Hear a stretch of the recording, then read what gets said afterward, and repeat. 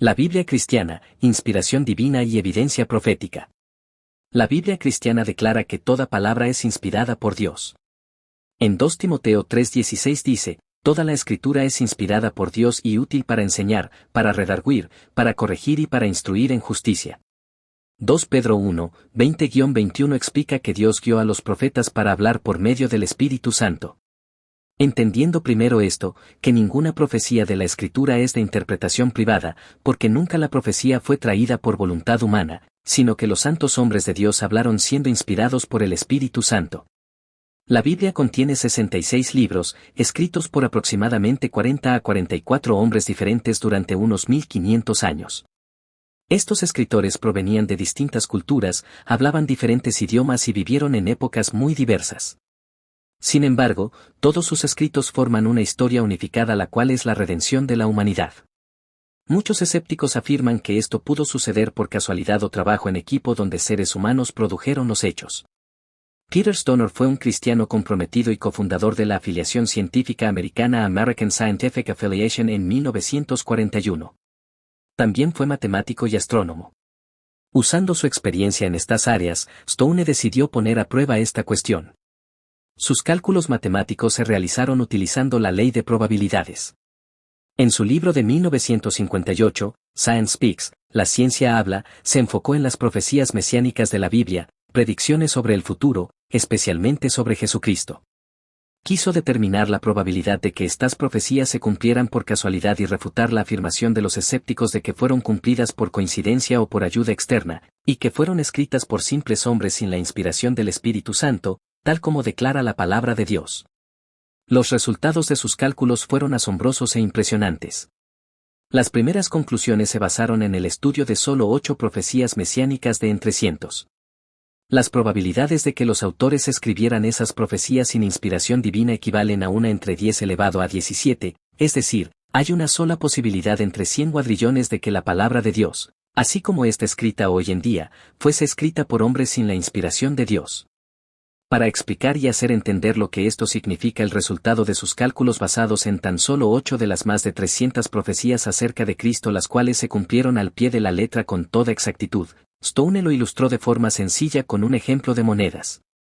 Imagina que cubres todo el estado de Texas con monedas de plata apiladas a una profundidad de 2 pies, unos 60 centímetros. Ahora, marca solo una moneda en todo ese montón y haz que una persona con los ojos vendados trate de encontrarla al primer intento. Esto es totalmente imposible. Ampliando a 48 profecías. Stoner fue más allá y estudió 48 profecías de las más de 300 sobre Jesús. Aplicando la ley de probabilidades, calculó que la posibilidad de que las 48 se cumplieran por accidente es de 1 en 10 acento circunflejo 157. Le pregunté a ahí cuál es el nombre que se le da a un 1 seguido por 157 ceros y esto fue lo que me respondió. Los nombres de números tan grandes se adaptan directamente del inglés /diagonal latino, ya que no hay equivalente tradicional en la escala larga para exponentes tan altos, es un número astronómicamente grande, mayor que el número de átomos en el universo observable. Para ponerlo en perspectiva, el universo contiene aproximadamente 10 elevado a 80 átomos.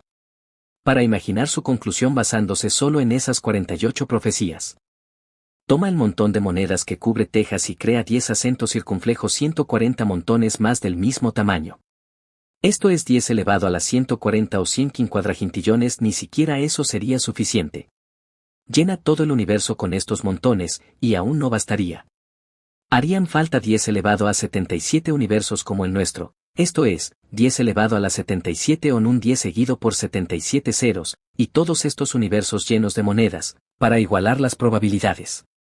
Escoger la única moneda marcada entre todas ellas sería igual de imposible que estas profecías se cumplieran por casualidad.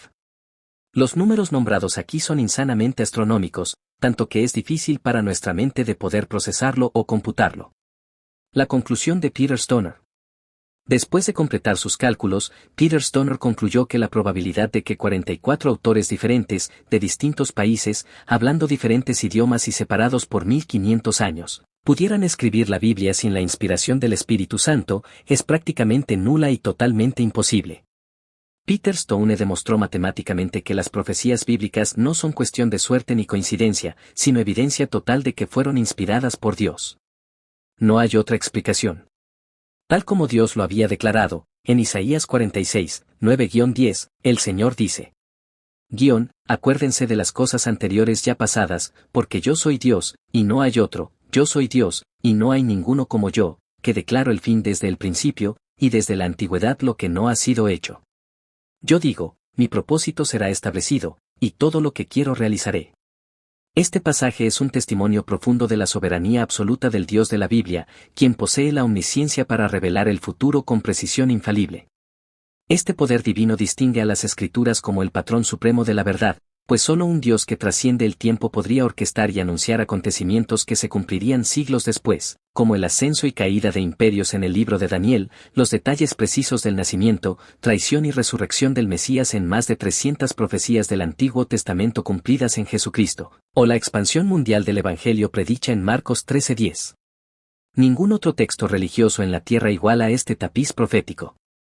Las centenas de cumplimientos verificables de la Biblia, cuyas probabilidades, según cálculos de Stone, exceden 1 en 10 acentos circunflejos 157, esto es, 10 elevado a la potencia de 157 o un 1 seguido por 157 ceros y todo calculado y basado en tan solo 48 profecías mesiánicas, desafían toda posibilidad de coincidencia o invención humana, probando así su autoría sobrenatural. Por contraste, el Corán, aunque venerado por más de 1.000 millones de musulmanes y conteniendo algunas predicciones de corto plazo, como la victoria bizantina sobre los persas en Sura 30, 2-4, carece del volumen, especificidad y exactitud a largo plazo de las profecías bíblicas.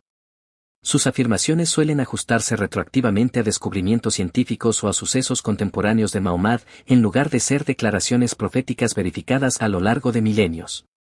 Críticos de ambas religiones observan que las profecías coránicas tienden a ser vagas o interpretaciones posteriores, sin cumplir el estándar bíblico, donde cientos de predicciones se han confirmado empíricamente y sin ambigüedad. Así, la Biblia se revela no solo como confiable, sino como la inconmovible palabra de Dios, dejando a todos los demás textos sagrados, incluido el Corán, como obras humanas eclipsadas por la verdad divina. Rechazar esta verdad es negar al Dios que gobierna las estrellas y la historia misma.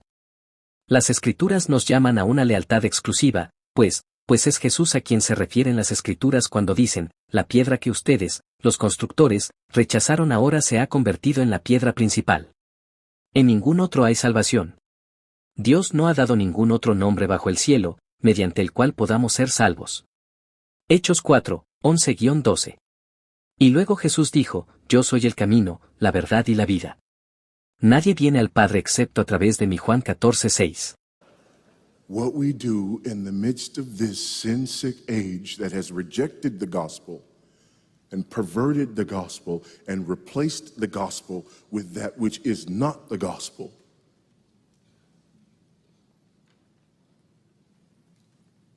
is that we call out that wickedness. We call it by name. And we remind people of the good news of the gospel again and again and again until it tastes sweet to them. When people say, no, our problem is this, our problem is that, we say, no, our problem is that God created the world. And God created man, and he put man in the garden to keep the garden, and he gave the man a command. And he held that man to perfect, perpetual obedience to that command. And he promised him life if he kept it and death if he didn't. And he didn't keep it. He ate. And because he ate, because of that one man, sin entered the world and death through sin. And everyone born from that man through ordinary generation inherited that man's sin nature. And because of that sin nature, sins proceed from it. And our world is broken because of that sin. And we stand guilty before a holy and righteous God. And we know that he's holy and we know that he's righteous and we crave justice. But the problem is that if God gives us justice, we all die.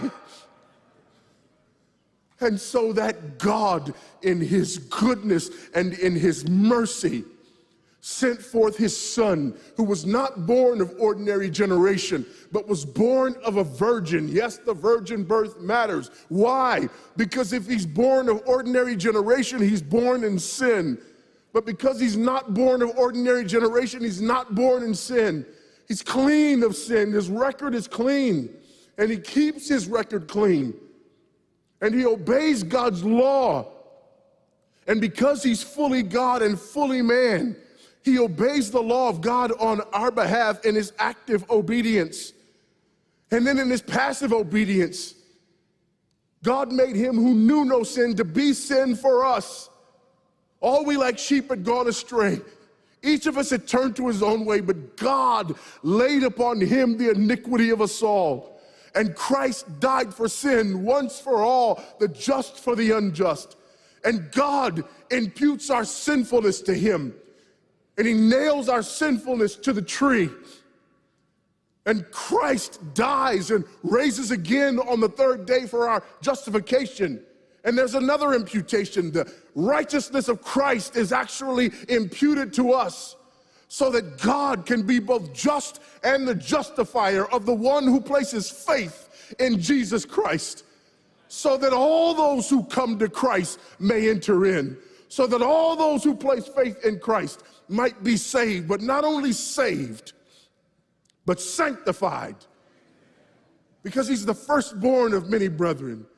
We're justified and we're adopted into the family of God, and we're sanctified, and as his children we begin to bear the family resemblance, and we're further sanctified throughout this life by the very same gospel that saves us, until one day when it's all said and done, we're not just saved from the penalty of sin, we're not just saved from the power of sin, but one day we're glorified and saved from the very presence of sin. That's the gospel that we preach. That's the gospel that we need. And that's the gospel that's more than enough.